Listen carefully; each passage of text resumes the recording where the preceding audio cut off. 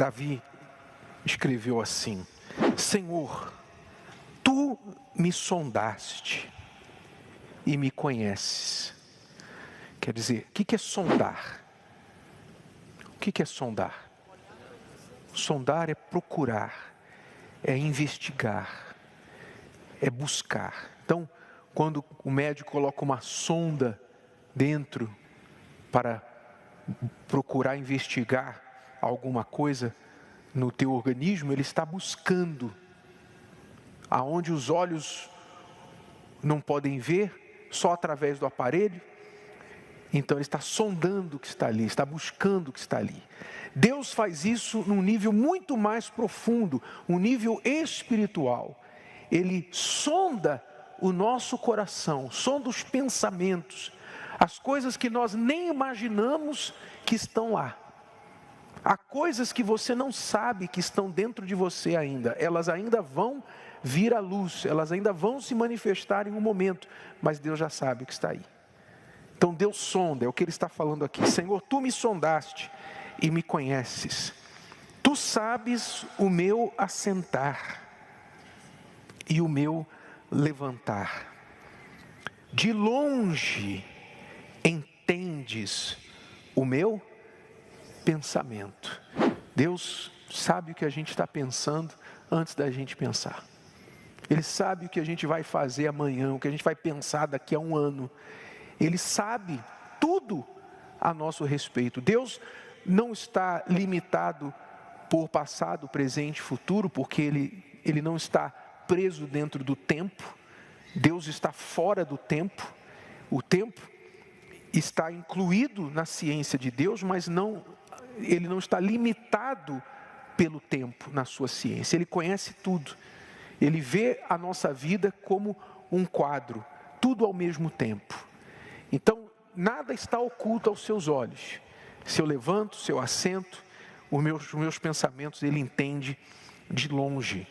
Cercas o meu andar e o meu deitar, e conheces todos os meus caminhos. Quer dizer, sabe tudo que eu faço, onde eu vou, o que eu fiz, com quem eu estive, o que eu falei, o que eu pensei.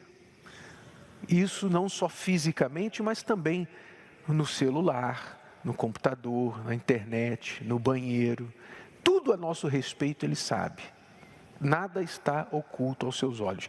Esse salmo fala da onisciência de Deus. Ele já sabe tudo a nosso respeito. Ele sabe quantos cabelos estão na nossa cabeça. Ele tem essa informação que ninguém tem. Você não sabe, a não ser o careca que está segurando os últimos. Mas talvez nem o careca sabe. É ou não é? Que está ali aguentando os últimos. Mas Deus sabe todas as informações a nosso respeito. Ele tem essa informação. Quer dizer, não há como comparar a ciência de Deus. E Ele sabe disso não para ficar nos acusando, mas Ele tem esse conhecimento também para a nossa proteção. Porque quando fala aqui, por exemplo, cercas o meu andar e o meu deitar, isso quer dizer, quando você se deita à noite, Deus está ali vigiando. O guarda de Israel não dorme, é o que diz lá no Salmo 121, não é isso? A gente dorme, Deus está lá nos guardando, nos cercando, quando nós estamos dormindo.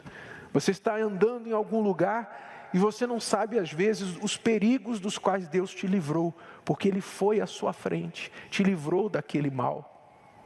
Então isso aqui fala da proteção dEle também.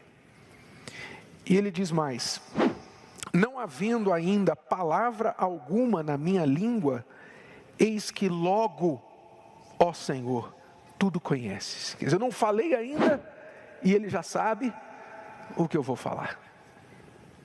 Ele já sabia que eu ia falar isso aqui agora. Deu para entender? Ele já sabia. Antes de eu falar, Ele já sabia. Antes de você falar, Ele já sabia as suas palavras. Tu me cercaste por detrás e por diante, e puseste sobre mim a tua mão. Quer dizer, proteção. Tal conhecimento é para mim maravilhosíssimo, tão alto que não o posso atingir. Para onde me irei do teu espírito? Ou para onde fugirei da tua face? Se subir ao céu, lá tu estás.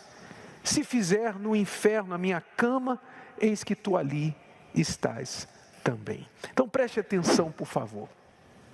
Eu sempre me lembro do caso de um rapaz que me procurou aqui no Templo de Salomão. Após uma reunião, ele veio buscar atendimento. Ele falou para mim: bispo, abriu seu coração e falou: bispo, eu sou da igreja há 20 anos. Há 20 anos. Mas eu sou viciado em pornografia. Eu não consigo me libertar da pornografia. Às vezes eu paro 2 semanas, depois volta tudo de novo. Eu não consigo parar, bispo. O que está acontecendo? O que eu tenho que fazer para me libertar da pornografia? Então, eu falei para ele: aguarde um momento. Fui aqui dentro, peguei meu celular, dei para ele e falei: abre aí um site pornográfico. Ele falou: não, bispo, pelo amor de Deus, não, eu estou no templo. Não posso fazer isso. Ah, você está no templo? Você não pode fazer porque você está no templo? Por quê? Não, porque é a casa de Deus. Então você não faria isso aqui porque você crê que aqui é a casa de Deus. Deus está aqui. É, exatamente. Esse é o teu problema. Esse é o teu problema. Você não tem consciência de que Deus está com você lá no teu quarto, no teu banheiro, quando você está fazendo essas coisas. Você consegue se controlar e dizer não, e não abrir o site pornográfico aqui no templo, mas na tua casa você consegue. Por quê? Porque você não anda na presença de Deus. Você não tem consciência da presença de Deus, que é o que Davi falou aqui. Para onde fugirei? Está escrito aqui: para onde me irei eu do teu espírito? Ou para onde fugirei da tua face? Quer dizer, qual a diferença? Qual a diferença de você estar aqui no templo ou estar na tua casa? Visualmente sim, mas espiritualmente nenhuma. Porque o Deus que está aqui, está lá, na tua casa. Quando você está sozinho, no quarto, no banheiro, quando você está lá na tua empresa, quando o patrão não está te olhando, não é? Você vê essa questão do trabalho. Normalmente os funcionários trabalham mais quando o patrão está ou quando ele sai? Trabalham mais quando o patrão está presente ou quando está ausente? Por quê? O patrão está na frente dele, está vigiando. Pois é, o patrão está ali olhando. Então, o patrão passa, todo mundo começa, é ou não é? Não é isso? É engraçado, mas é trágico, não é? É trágico, porque não deveria ser assim. Não pelo cristão, a gente entende o incrédulo. O incrédulo a gente entende, né?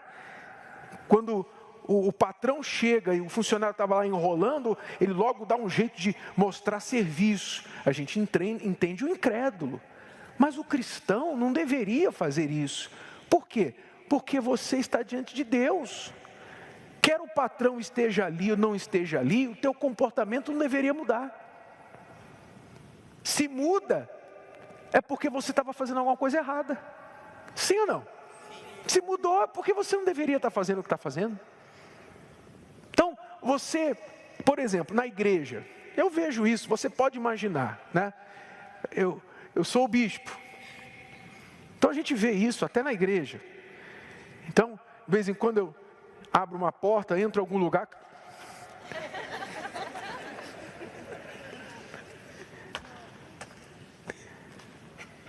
É triste.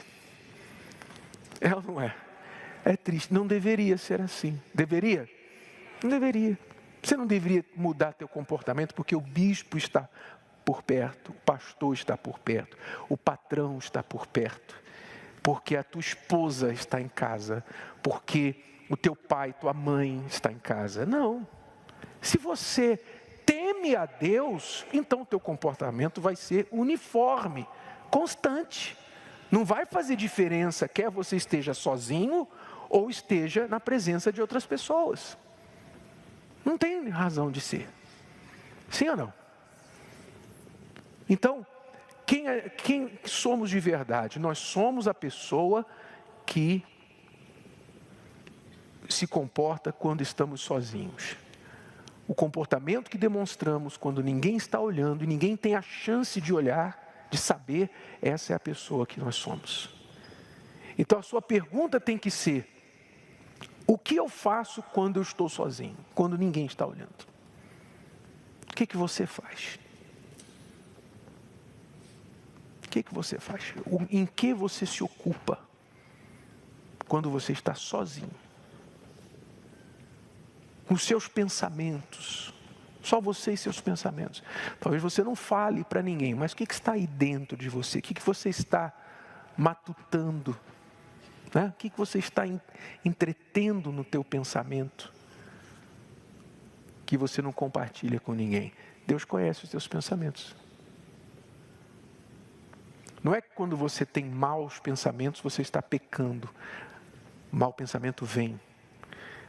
Isso não é o pecado, mas você entreter, você maquinar, a palavra bíblica é maquinar, maquinações. O que são maquinações? Maquinações são maus pensamentos que você entretém, que você insiste, você permanece com eles, você alimenta esses maus pensamentos. Isso são maquinações. Então a pessoa planeja enganar, ela planeja ludibriar, ela planeja mentir. São maquinações, são coisas malignas. Pior muitas vezes do que o próprio ato em si, é o que a pessoa está maquinando dentro dela. A Bíblia chama de iniquidade. Iniquidade é o mal planejado. Há pessoas que numa briga de bar, né, acontece muito, está lá os homens bebendo no bar, jogando carta e tal, de repente sai uma confusão, uma briga, um vai lá, esfaqueia o outro, acaba matando. Uma morte passional. O direito tem um tipo de pena para essa morte. Agora tem a outra morte, o tipo de assassinato, de homicídio que a pessoa planejou. Ela passou semanas, meses planejando: como é que eu vou matar essa pessoa? Como é que eu vou matar? Vou fazer assim, vou fazer assim, vou fazer assim. Esse tipo de morte tem outro tipo de punição na lei. Sim ou não? Por quê? Porque a pessoa maquinou. Ela maquinou, ela planejou. Quer dizer, nasceu aqui dentro. Não foi uma coisa passional, foi uma coisa intencional, planejada. Quer dizer, até o direito humano reconhece a diferença desses dois pecados, desses dois tipos de crime. É muito mais Deus, a pessoa que maquina, que entretém o mal dentro dela. Então isso mostra um coração adoecido, um coração podre, um coração que já está tomado pelo mal.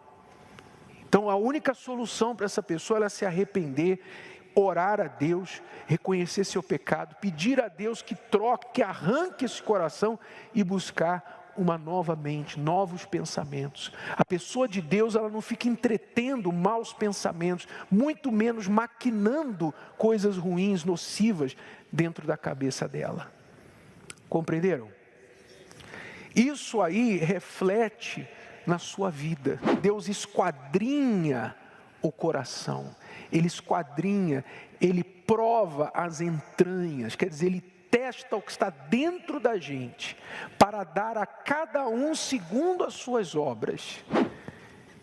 O que significa isso? Significa que o que eu penso, o que eu considero aqui dentro de mim, se reflete no meu exterior.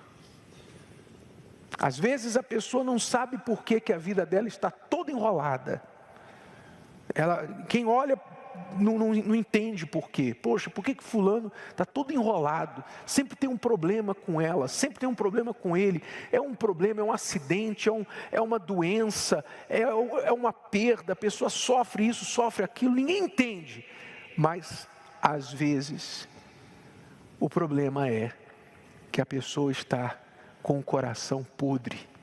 As suas intenções são as piores e por isso ela está colhendo fruto daquilo que ela alimentou dentro dela. Entenderam?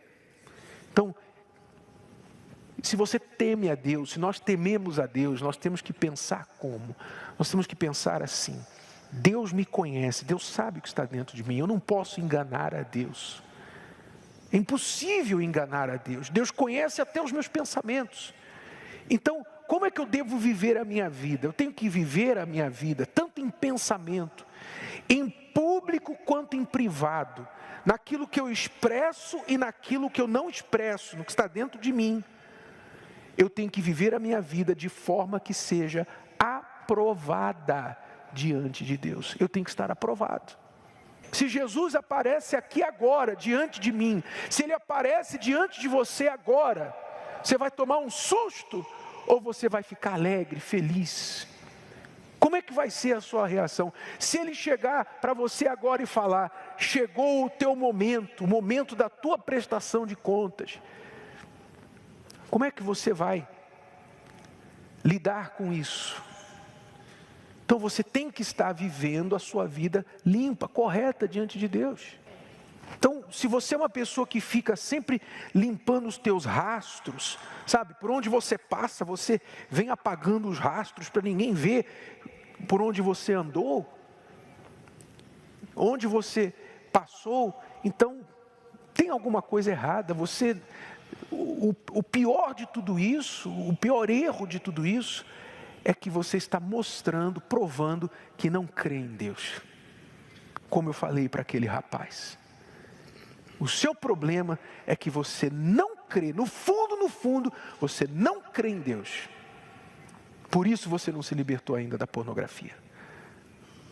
Porque se você cresce, então o mesmo temor que você mostrou aqui no templo, porque você vê, você diz que crê porque você está num lugar visual. Eu sou bispo, aqui tem o templo, tem o altar, então isso aqui te inspira a santidade. Você está vendo, mas se você estiver em outro lugar, você não vai ter o mesmo temor a Deus que você diz ter aqui. Na verdade, você não crê em Deus como você deveria crer. Então esse é o pior pecado, é o pior problema. A pessoa, ela está insultando a Deus. Quando você faz as coisas no secreto, no privado, que são condenáveis por Deus, mas você faz mesmo assim, pensando: não, ninguém está vendo, não tem problema, ninguém vai ficar sabendo, mas Deus está vendo. É como se você estivesse dizendo assim: eu não acredito que Deus existe, eu não acredito que Deus está vendo coisa nenhuma. E se Ele está vendo, Ele não vai fazer nada não. O que está escrito ali não é verdade não. Você está dando provas da sua incredulidade em Deus. Isso é o pior. Compreendeu? Ele termina falando assim: sonda-me, ó Deus, e conhece o meu coração. Prova-me e conhece os meus pensamentos. E vê se há em mim algum caminho mau, e guia-me pelo caminho eterno. Quer dizer, Davi convida Deus para sondá-lo. Sonda-me, procura-me, se há alguma coisa errada em mim. Quer dizer, é a confiança de uma pessoa que tem um coração limpo. Gostou? Que tal ouvir de novo? Ouça quantas vezes precisar, até que este conteúdo faça parte de você. E não se esqueça de dar o seu like, comentar e compartilhar. Até a próxima!